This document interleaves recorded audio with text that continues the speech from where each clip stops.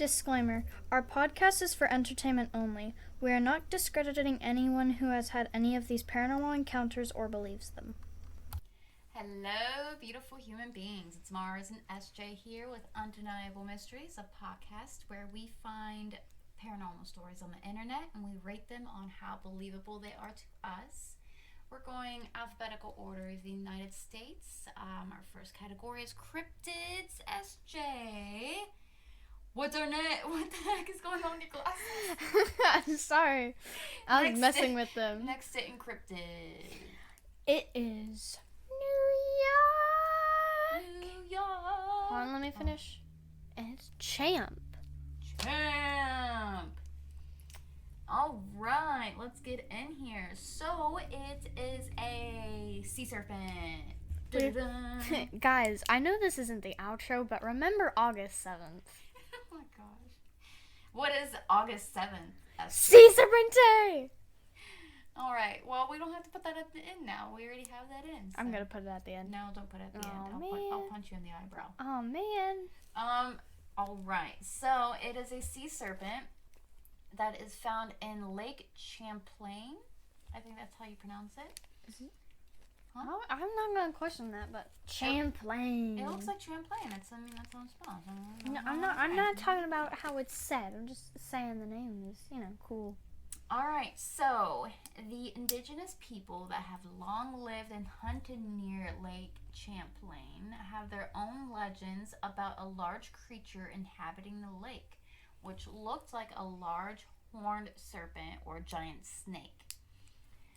I'm not going to be able to pronounce the term for it or the tribes because I'm going to butcher the names.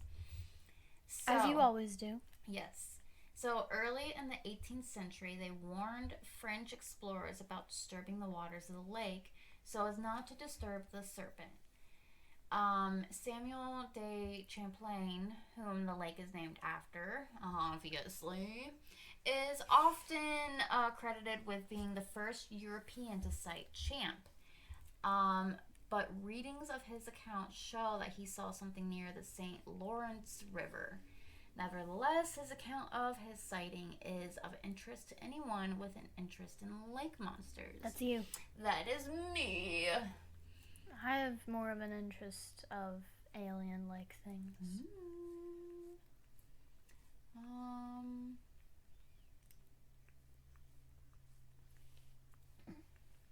So he described what he saw like this. There is a great abundance of many species of fish, amongst others.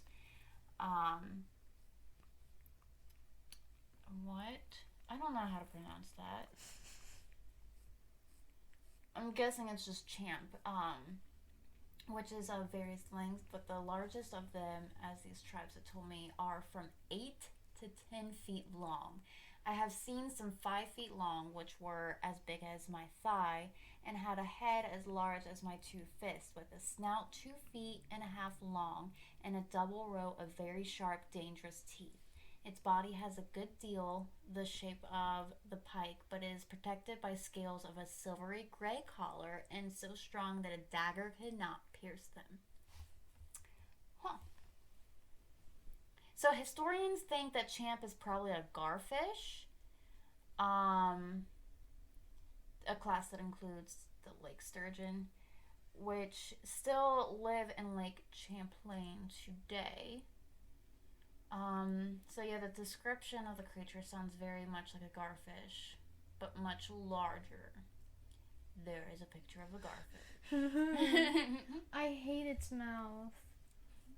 Hey guys, you want to go some scared? Okay. So next famous account appears in the Plattsburgh Republican newspaper on Saturday, July 24th. It seems like a lot of, I don't know if you've picked up on this, but it seems like a lot of encounters are in July. No matter what state or anything, you always hear July or, months around it. And it's weird because my birthday's in that month. Oh my goodness. All right, so Saturday, July 24th, 1819, Captain Crumb. I love that name. What's up, Captain Crumb? I thought you were going to say Captain Crunch. Hey, Captain Crunch. How's that cryptid sighting going up? Captain Crumb was aboard a scow of Bulwaga Bay the previous Thursday morning when he reported a black monster about 187 feet long with a head resembling a seahorse that reared more than 15 feet out of the water. He claimed the monster he saw had 3 teeth, eyes the color of a peeled onion, a white star on its forehead, and a belt of red around the neck. Wow. How could he see all of that and just like, okay, whatever. Whatever. It's okay.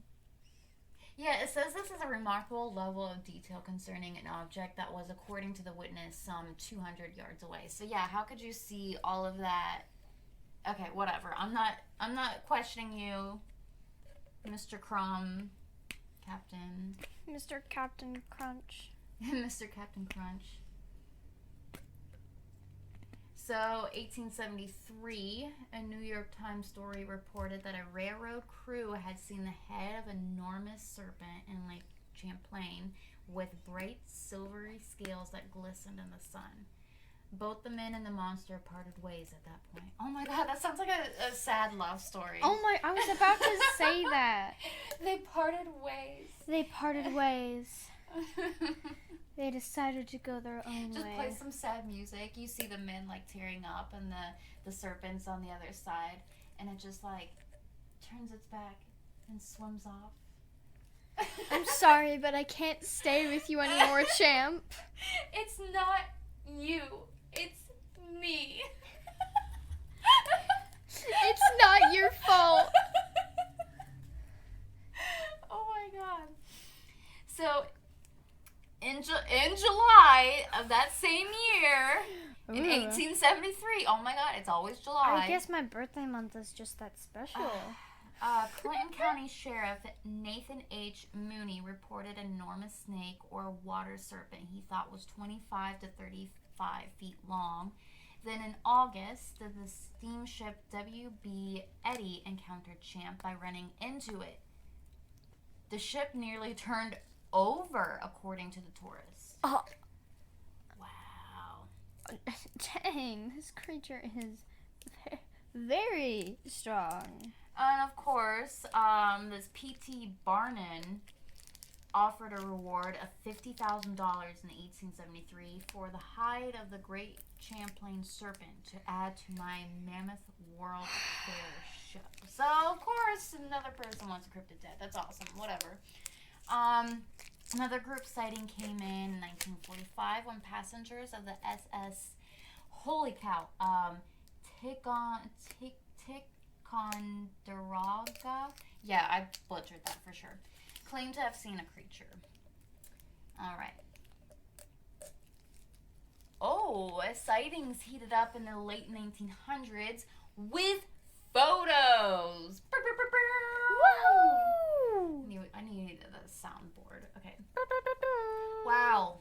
By 1992, sightings totaled 180, with approximately 600 people claiming to have seen Champ. Wow. Wow. That's crazy. Yeah, cray. That's very crazy. Oh my god. Ooh.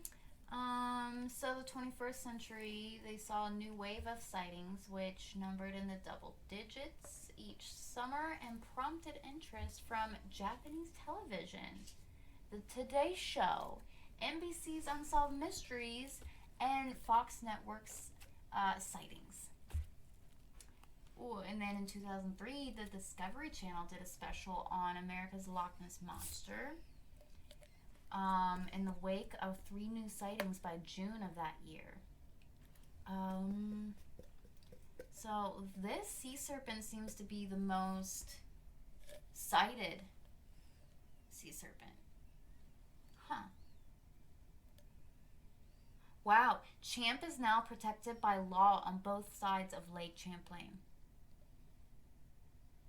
Dude! sweet.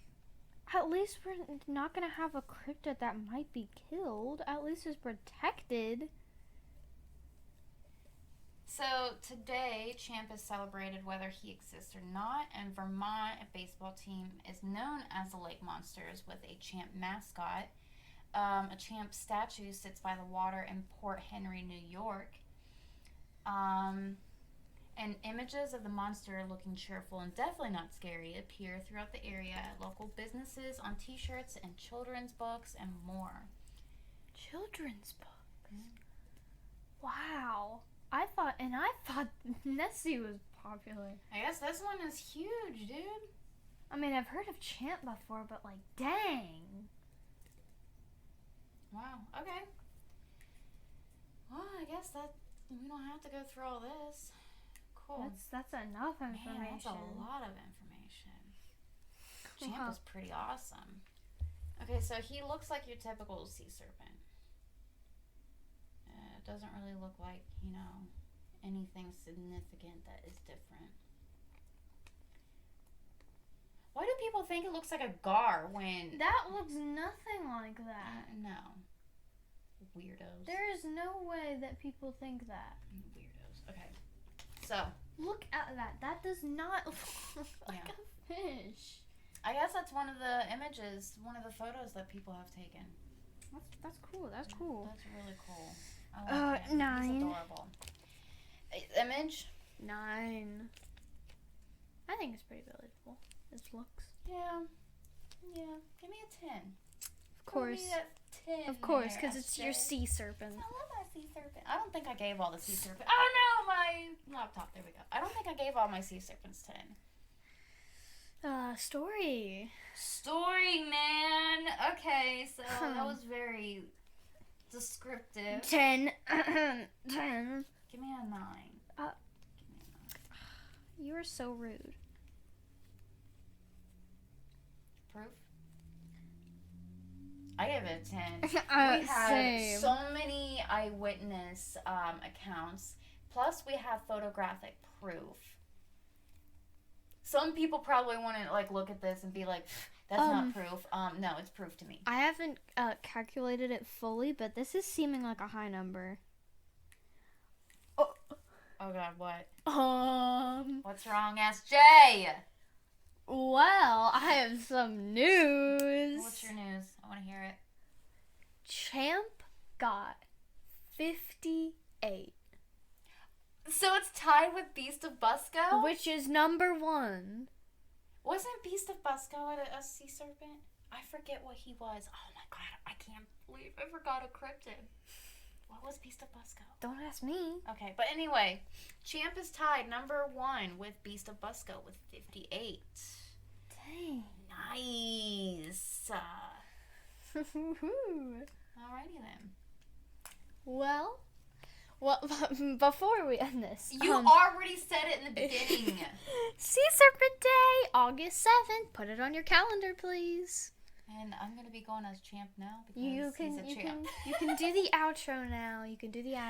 I'll let you. Well, everyone, I hope you guys enjoyed this week's episode, and we shall see you next week. Bye-bye.